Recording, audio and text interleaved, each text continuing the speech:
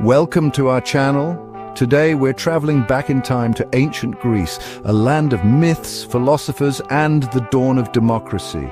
Ever wondered what it was like to live back then, to walk in the sandals of a citizen of Athens or Sparta?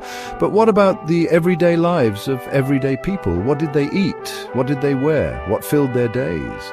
Join me as we uncover the fascinating secrets of daily life in ancient Greece. Get ready for an epic journey, because as we explore the past, we might just find surprising connections to our lives today. Let's start with the most fundamental unit of any society: family. In ancient Greece, family wasn't just important, it was everything. Imagine a world where your life, your choices, even your occupation were largely determined at birth. The patriarch, usually the father, held the power, followed by the wife, whose role centered around managing the household and raising children. Boys from affluent families attended schools where they learned philosophy, rhetoric, and even combat skills, preparing them for their roles as citizens and warriors. Girls, on the other hand, received most of their education at home, learning domestic skills from their mothers. The average family in ancient Greece worked hard to make ends meet. Farmers, artisans, and merchants formed the backbone of the economy, each playing a vital role in the bustling marketplaces of cities like Athens. Now let's talk about education. And no, not everyone was training to be Spartan warriors. Education in ancient Greece, especially in Athens, was highly valued, at least for boys. From a young age, boys from wealthy families were taught by private tutors, learning everything from reading and writing to poetry and music. Physical education was also crucial, as a healthy body was considered essential for a healthy mind. Think gymnastics, wrestling, and javelin throwing, not your average gym class. As they grew older, boys would attend more formal schools where they would delve deeper into subjects like philosophy, rhetoric, and politics. But what about the girls? Well, their education was largely confined to the home, where they learned domestic skills like weaving, cooking, and managing the household.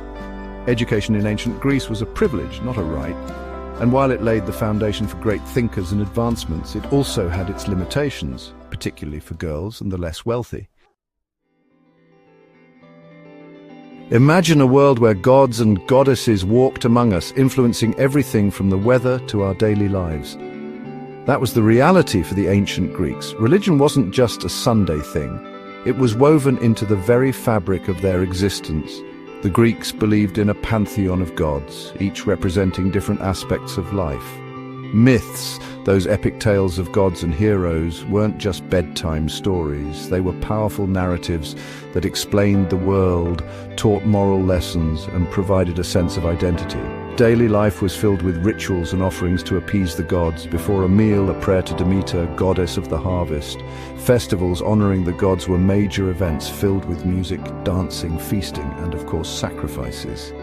These festivals weren't just religious observances, they were community gatherings that brought people together and reinforced their shared identity. Forget the fancy feasts you see in the movies. Daily life in ancient Greece was surprisingly frugal. The typical Greek diet was based on what we now call the Mediterranean triad: grains, olives, and grapes.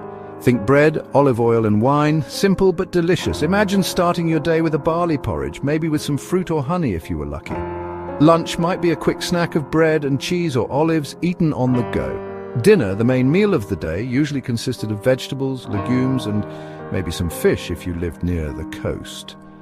Meat was a luxury reserved for special occasions or the wealthy. Food wasn't just sustenance, it played a central role in social gatherings and religious rituals. Symposiums, those all-male drinking parties, were a chance for men to socialize, discuss philosophy, and enjoy good food and wine. Hold on to your togas, folks, because we're diving into the world of ancient Greek fashion. Now, when you picture ancient Greece, you probably think of flowing white robes and sandals. The chiton, a simple tunic made from rectangular pieces of linen or wool, was the basic garment for both men and women. For men, the chiton could be worn short, like a tunic, or long, reaching the ankles. They might also drape a himation, a larger rectangular piece of fabric, over their shoulders like a cloak. Women also wore chitons, usually longer than the men's versions, reaching their feet. They would often secure their chitons with decorative brooches and belts. Footwear was equally simple, with sandals being the most common choice for both men and women. Life in ancient Greece wasn't all about philosophy and politics. They knew how to have a good time too. And no, I'm not just talking about toga parties. Ancient Greeks had a wide range of entertainment options, from sporting events to theatrical performances. Let's start with the Olympics, shall we? Held every 4 years in Olympia, these games were a massive religious and athletic festival, attracting athletes and spectators from all over the Greek world. But the Olympics weren't the only game in town.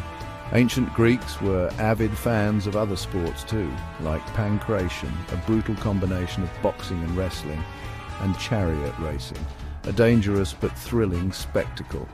When they weren't cheering on their favourite athletes, ancient Greeks could be found enjoying theatrical performances. Theatres were open-air venues, often built into hillsides, where audiences would gather to watch tragedies, comedies and satyr plays. Now, let's talk politics. Ancient Greece, particularly Athens, is famous for its development of democracy. But before we imagine a system just like ours, remember, this was a different time. Only free men born in Athens could vote, leaving out women, slaves and foreigners. Still, Athenian democracy was revolutionary for its time. Imagine a system where citizens could directly participate in government, debating and voting on laws. This took place in the assembly, a massive gathering where every citizen's voice, at least theoretically, could be heard. But Athenian democracy wasn't without its flaws. It could be susceptible to demagoguery, and the system of choosing officials by lot, while intended to be fair, sometimes resulted in unqualified individuals holding important positions. Thanks for watching. If you enjoyed this journey into ancient Greece, don't forget to like,